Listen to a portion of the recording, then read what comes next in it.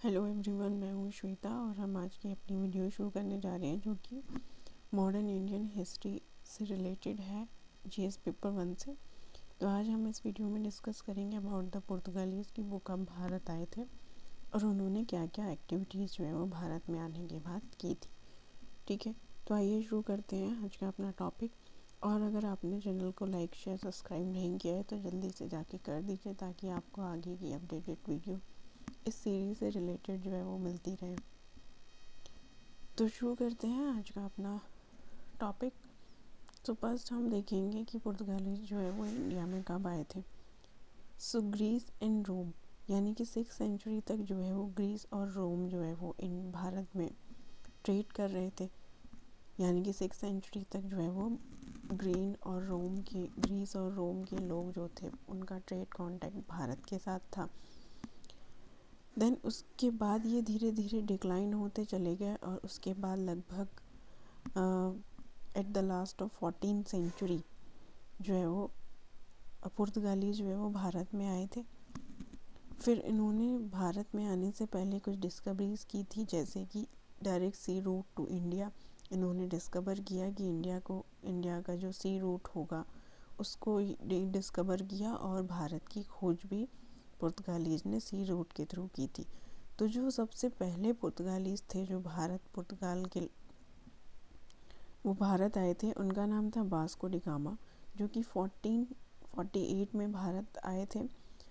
Then उसके बाद ये कालीकट में पहुँचे थे 1498 में। ठीक है, तो वास्को डी गामा ने ही भारत की खोज करी थी सबसे पहले, जो कि 1448 में भारत आए थे। उसके बाद ये 3 महीने भारत में रुके थे। इन्होंने कुछ फैक्ट्री इस्टेब्लिश की। कालीकट पे इन्होंने एक फैक्ट्री इस्टेब्लिश की थी। ठीक है, और हम यहाँ कुछ रीजंस देख सकते हैं जो हमारे मैप में शो हैं। ये कोस्टल रीजंस हैं ये इंडिया की इस कोस्ट पे जो है वो पुर्तगालीज़ ने जो अपने ट्रेड सेंटर इस्टेब्लिश किए थे वो हम इस मैप के थ्रू अभी देख सकते हैं।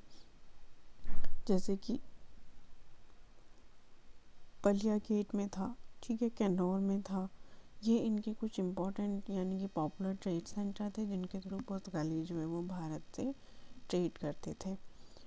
और यहाँ पे कुछ इन्होंने शिप बिल्डिंग कंपनीज भी इस्टेब्लिश की थी कॉस्ट पे। तो ये सारी कॉस्ट जो है वो पुर्तगाली ने उस समय पे सीज कर रखी थी भारत की, और वो अपना ट्रेड जो है वो इस कॉस्ट के थ्रू पुर्तगाल को करते थे। बट जो पर्टिकुलर कमोडिटीज़ थी उस समय जो पुर्तगाली या फिर रोम और ग्रीस के लोग जो है वो इंपोर्ट और एक्सपोर्ट करते थे, वो पर्टिकुलर कमोडिटी थी जैसे स्पाइसेस, कैश्यू नट्स, है ना, एंड पियर्ल स्टोन, कुछ प्रीशियस स्टोन्स थे वो जो भारत से एक्सपोर्ट होते थे अदर कंट्रीज़ में।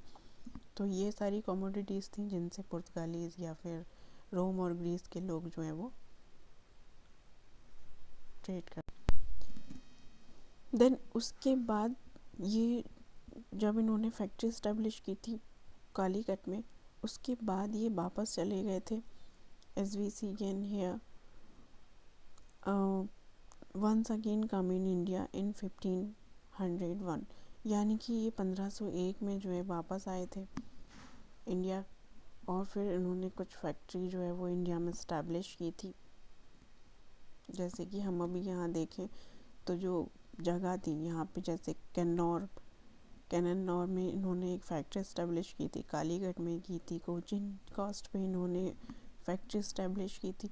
बट ये जो जगह थी उस समय वो पुर्तगालीज के जो है पॉपुलर इम्पोर्टेंट ट्रेड सेंटर्स बन चुके थे उस समय। तो ये कुछ इम्पोर्टेंट फेमस जो पॉपुलर सेंटर्स थे जिनके थ्रू पुर्तगालीज जो है वो ट्रेड करते थे। देन उसके बाद फ्रांसिस्को डी अल्मेदा 1505 में भारत आए थे वास्को डी गामा के बाद, और ये पुर्तगाल के किंग थे, अपॉइंटेड गवर्नर ऑफ इंडिया। और ये भारत में जो है वो एक गवर्नर के रूप में अपॉइंट किए गए थे। Portugal destroy Muslim trade by seizing Aden, ओमरज एंड मलक्का स्टेट। पुर्तगीज़ ने मुस्लिम ट्रेड जो था वो इंडियन ओशन रीजन में, जैसे कि एडन कॉस्ट पे था, एमरोज था, मलक्का था, इन सबको मुस्लिम जो ट्रेड के सेंटर्स थे उनको डिस्ट्रॉय कर दिया था और उनको सीज कर लिया गया था पुर्तगालीज़ के द्वारा।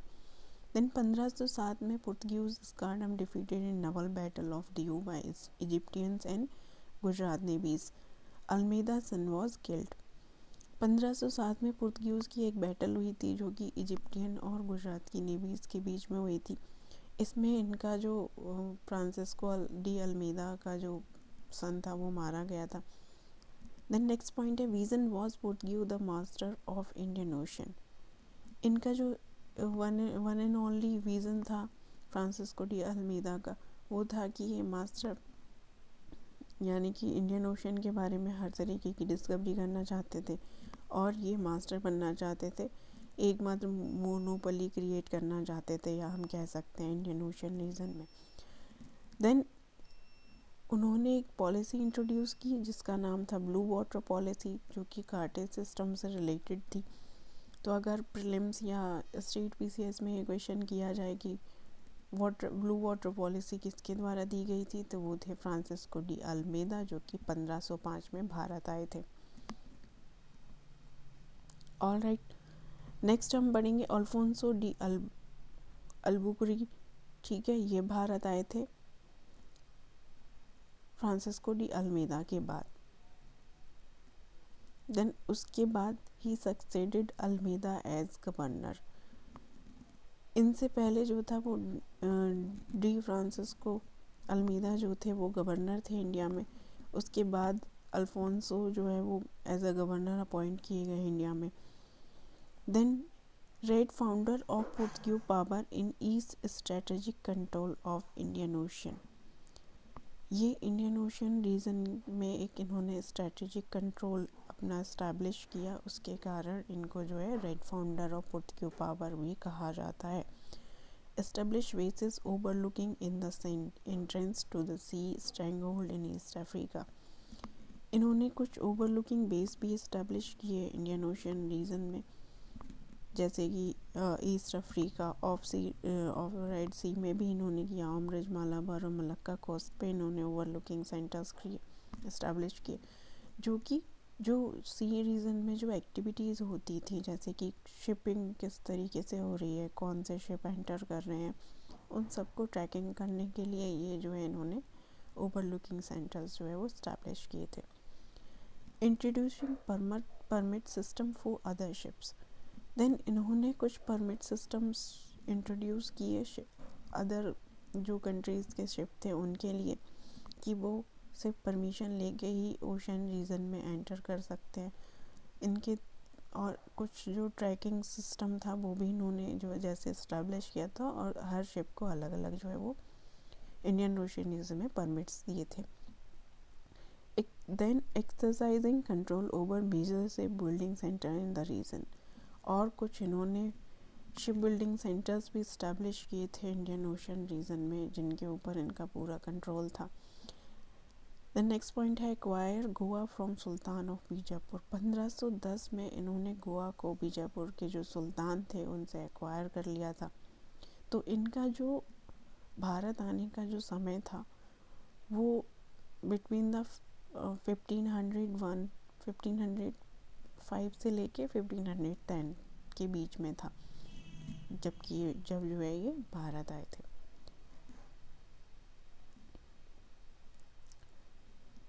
देन उसके बाद establish themselves as blaze landlord, building new road, irrigation work, introducing new crop systems. इनके कुछ कॉन्ट्रीब्यूशंस थे भारत में, जैसे कि ब्लेज लैंडलॉर्ड सिस्टम इन्होंने इस्टेब्लिश किया था, नए रोड बनवाए थे, इरिगेशन वर्क पे इन्होंने काम किया था, और कुछ नए क्रॉप सिस्टम भारत में इंट्रोड्यूस किए थे, जैसे कि टेमेको, कैश्यू नट, बेटर प्लांटेशन, वैरायटी ऑफ कोकोनट की क्रॉप इन्होंने यानी कि फसल को जो है वो भारत में ज़्यादा बढ़ावा दिया था। देन उसके बाद अल्फोंसो के बाद जो थे वो आए थे नीनो दा कुन्हा, जो कि 1529 में भारत आए थे। नीनो दा कुन्हा 1529 में भारत आए थे, और ये गवर्नर थे पुर्तगाल के। Shifted headquarter of Portuguese government in India Cochin to Goa. यानी कि पहले जो पुर्तगालीज़ गवर्नमेंट का जो हेडक्वार्टर था वो कोचिन में था, इन्होंने उसको शिफ्ट करके गोवा में कर दिया था। इनके कुछ कॉन्फ्लिक्ट भी थे मुग़ल के साथ में। इंक्रीज देन नेक्स्ट पॉइंट है increase the Portuguese influence in Bengal, और इन्होंने फोकस किया कि बंगाल का जो रीजन था उसमें भी अपनी पावर को इन्फ्लुएंस यानी कि डोमिनेट कर पाए उस रीजन को। देन नेक्स्ट पॉइंट है साइटलिंग पुर्तगीज नेशनल हुगली देयर हेडक्वार्टर। देन उसके बाद जो है वो निनोदा कोना ने पुर्तगीज का जो हेडक्वार्टर था उसको हुगली रीजन में बंगाल के एस्टैब्लिश किया। Now we are going to discuss about favorable condition for Portuguese in India. So northern part decided in a small power Brahmani power breaking up into smaller kingdom. ये इनके लिए एक favourable condition थी कि जो भारत का northern part था उसमें कुछ स्मॉल पावर थी, जैसे कि ब्राह्मी किंगडम था जो कि छोटे छोटे किंगडम्स में डिवाइडेड थी। तो इनके लिए ये एक अपॉर्चुनिटी की तरह काम किया। देन नेक्स्ट पॉइंट है dominated Indian ocean limited navigational reach for others. Bharat में उस समय तक कोई ऐसा शिप बिल्डिंग इनोवेशन या फिर कुछ तरीके की डिस्कवरीज नहीं हुई थी। तो पुर्तगाली ने जो है वो एक एज अ अपॉर्चुनिटी लिया कि भारत के जो लोग थे यानी कि मुग़ल थे या फिर अरब के कुछ लोग थे भारत में, उन लोगों की रीच जो है वो इंडियन ओशन रीजन तक जो थी वो लिमिटेड थी, उनकी कोई नेविगेशनल रीच नहीं थी ओशन रीजन में।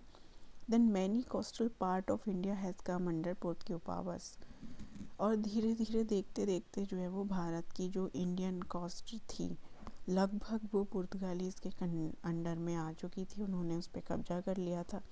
जैसे कि अभी हमने प्रीवियस स्लाइड में मैप में देखा भी था कि जो कुछ कोस्ट थी जैसे किन्नौर, कालीकट, मलक्का, ये सब जो है वो पुर्तगाल के अंडर में आ गई थी। 60 mile area coast occupied around Goa, Mumbai, Daman and Diu. तो भारत में इन्होंने 60 माइल कोस्ट जो है वो ऑक्यूपाइड कर लिया था, जिसमें कि कुछ रीजन थे जैसे गोवा, मुंबई, दमन एंड दीव जो थे वो पुर्तगालीज़ के अंडर में उस समय में थे। इन्होंने अपना पूरा कब्जा जो है वो इन रीजन्स पे कर लिया था। सो गाइज आज की इस वीडियो में इतना ही। नेक्स्ट वीडियो में हम मिलेंगे अगले अपने टॉपिक के साथ, जो कि हम जो बचे हुए टॉपिक रह गए हैं पुर्तगालीज़ से वो उन सब के बारे में डिस्कस करेंगे कि पुर्तगालीज़ का क्या कंट्रीब्यूशन था इंडिया में आने के बाद। ये सब हम नेक्स्ट वीडियो में डिस्कस करेंगे। और चैनल को लाइक शेयर सब्सक्राइब करना नहीं भूलिएगा ताकि आपको आगे की अपडेटेड वीडियो मिलती रहेंगी। और अगर आपको कुछ भी इस वीडियो में क्वेरी हो तो आप कमेंट सेक्शन में जाके कमेंट भी कर सकते हैं।